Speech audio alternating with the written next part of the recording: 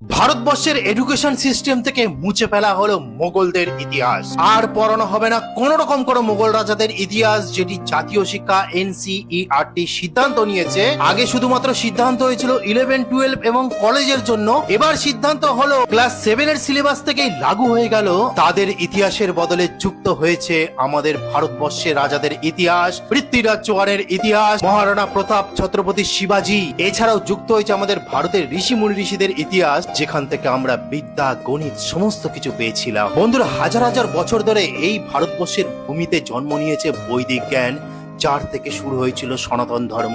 আমাদের ইতিহাস বৈদিক কাল থেকেই শুরু হয়েছিল, কিন্তু স্বাধীনতার পর থেকে এই পর্যন্ত আমরা পড়ে আসছিলাম ভারতবর্ষের বাবর আসার পর থেকে। তাহলে ভাবুন, কেন আমরা এই মুঘলদের ইতিহাস এত ভারী করে পড়ে আসছিলাম, যেখানে আমাদের ভারতীয় চোল সাম্রাজ্য, মৌর্য বংশ, চন্দ্রগুপ্ত, ছত্রপতি শিবাজি মহারাজ, মহারাণা প্রতাপ, পৃথ্বীরাজ চৌহানের ইতিহাসগুলোকে লুকিয়ে রাখা হয়েছিল। তার একটাই কারণ ছিল, ভারতের যে প্রথম শিক্ষামন্ত্রী ছিল তার বাড়ি ছিল মক্কায়, যার নাম মৌলানা আবুল কালাম আজাদ ছিল। এইবার থেকে আমাদের পরবর্তী প্রজন্ম জানবে যে আমাদের ভারতীয় রাজাদের সাথে, ভারতীয় মানুষদের সাথে কি অত্যাচার করেছিল মুঘলরা। তাই আমরা বুক ঠুকে বলতে চাই যে ইতিহাস শুধুমাত্র বিজয়ীদের কথা নয়, সত্যের কথা বলুক, যে সত্য স্বাধীনতার পর থেকে চেপে রাখা হয়েছিল। চলুন আমাদের সন্তানদের আজ আমরা শেখাই কিভাবে এই ভারতবর্ষ পৃথিবীকে গণিত দিয়েছিল, ধ্যান করতে শিখিয়েছিল, আয়ুর্বেদ দিয়েছিল, প্রাকৃতিক চিকিৎসা দিয়েছিল এবং আধ্যাত্মিকতার অমূল্য